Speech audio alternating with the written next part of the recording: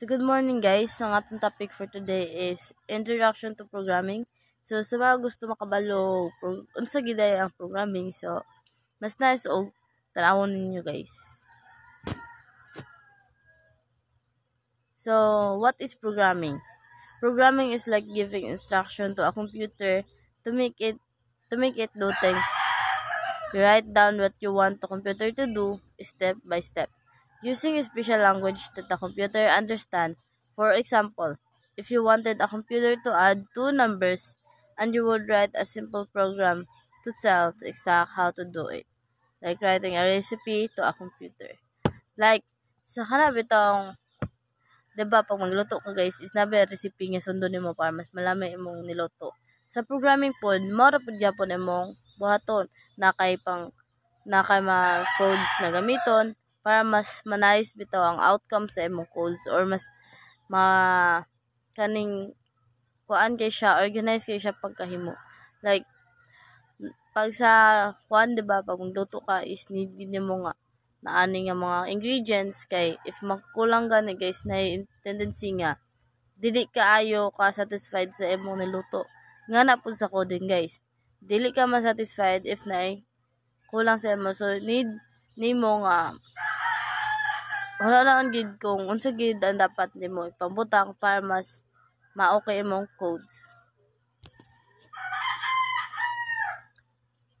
So programming context, this is just the overall environment where programming happens. It includes the tools like language, software, etc. that help you write and run program. It's the word in the which you create instruction for computer to follow.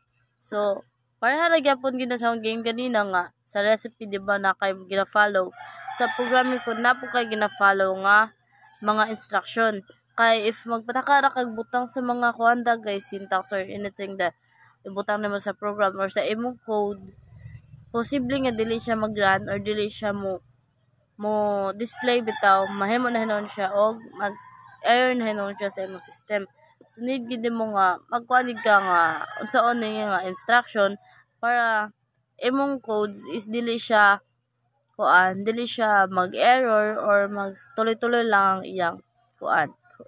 Or mas nice kayo pag outcome niya na kana bitong, like pag outcome niya is diretso na bitaw guys, dili na ka pa din na mag troubleshoot kay kulang, kay kabalo naman ka kung giunsaon kung unsa gid ang dapat nga buhaton para di siya mag-error. Yan na rin sa code guys. So flowchart, sa flowchart guys is lagi mga specific nga shapes bitaw nga nagrepresent siya sa mga process start kana. Para diri aning diamond, a diamond is sa decision gid siya guys. Like ang diamond guys is na siya kuan na siya nga outcome yes or no.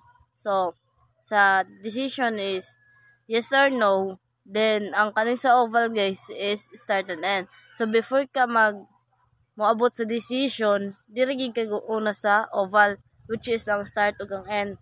Kay diri man nimo i-declare nga magsugod na ka. So kanang oval gid mo gamiton.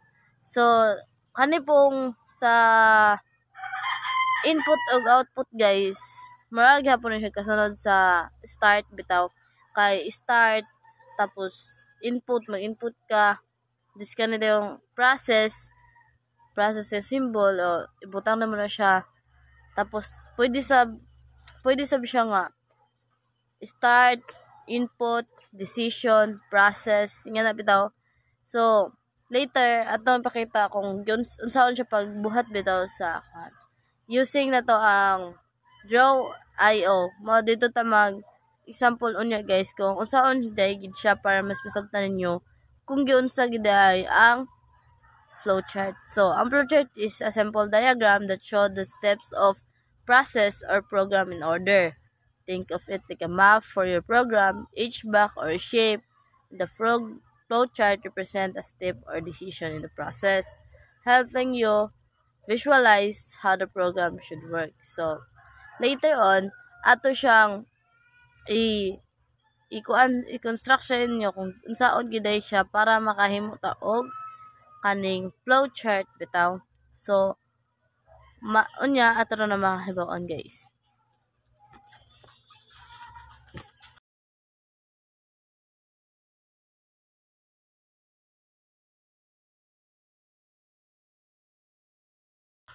So pseudocode guys. Pseudocode is like writing your program in plain English or any other language. Instead of programming language, it's a rather of simplified version of the code that describes what the program should do without worrying about specific code syntax, which is a way to plan out your logic before writing the real code. So, sa pseudocode guys is naning start, end, diba? For example, ning start get two numbers. So, nado kay two numbers guys. Then, i-add nimo siya, which is kaning second step, i-add nimo siya, then display result. For example, nakay 3 or 4, 3 og 4 nga number. Then gi-add nimo ang duha ka number, gi-add nimo si 3 ug si 4. Tapos diri sa display guys, i-display na to nimo kay i-add nimo si 3 ug si 4, i-add pila ang result, diba? So diri na siya butang sa display result, which is itong 7 nga result. Then mo din siya ang end. So ingato lang siya pag kuan sa pseudocode guys. Dali ra kay siya guys kaysa sa mas dali siya masabtan o imo gid siyang tanaw maayo kung giyon sa siya pag-construct. So sa input chart sub guys, sa input chart is si input, process ug si output. Itong tulo ka buok guys. Mo na imong kuan nga chart. So input chart helps you organize what your program will do. Input what information the program needs to start. Process what the program will do with the input. Tapos, the output what the program will give you after processing. So, diri po sa kuan, sa input chart guys, is katong gyapon tulo. Dito lang sa pseudocode is pa straight lang siya. Then diri is by column siya. So, si input is naka two numbers. Si process, add number. Then, si output is the result. Pareha gyapon sa akong example ganina sa pseudocode guys nga si two numbers tapos sa process is plus man mo siya or gi-add mo siya, then sa output imo nang ma-identify kung unsa iyang result.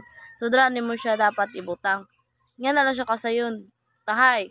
Example, nakay 3 tapos ang isa is 10.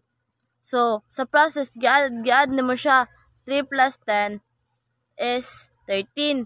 So ang 13 is nasa output mabutang. So sa output siya mag-display guys. So IDL or Integrated Development Environment. IDL is a tool that helps you write and runs your program. It's like a fancy notebook where you write your code, check for mistake, and see the result in the one place. Some popular ideas are Eclipse for Java or PyCharm for Python. So, steps. New public file, open IDL new Python, name hello py, write code, run, then breakpoint or debug, inspect, and fix. So, why use an IDL? So, ngano da mag-use ana, ngano say tumong ngano mag-use ana. So, ang IDL is auto-completion, speed up typings, and discovering IPS, real-time error checking, flags, issues before you run, integrated debugger, pause, inspect, and step through code, undefined workplace, code, terminal, and all in one place. So, dining use ni kung ano, ang dapat mong sabtan kang IDL, kay siya ang mag-speed up sa typings, tapos ang isa pa is yung kuan is siya mag-check sa real time bitaw nga error. So iyang gina-check yung mga error like nga na bitaw. Tapos flag is used before you run, tapos saning codes, terminal, mo ni ang dapat gid nasabtan sa IDL kay para makabalo ka unsa ang pag-IDL is you need to lang kadtong sundan na lang mo ang steps kung saan paggamit sa iya. So, Java and Python installation. So, Java is a programming language and use it you need to install the Java development kit JDK. It includes everything you need to write and run Java program like the compiler and libraries.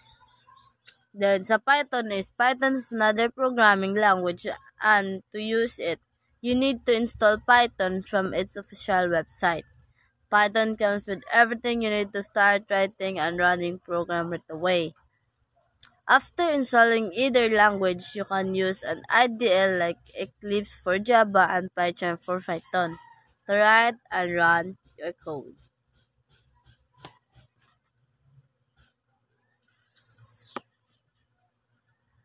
So, summary guys. Flowchart visual step of program. So, the code, plain language. Then, kang input chart, organize input process and output. Ideal tool to write and run code. Java Python installation. Setting up your computer to write and run Java and Python programs. Thank you guys and bye bye.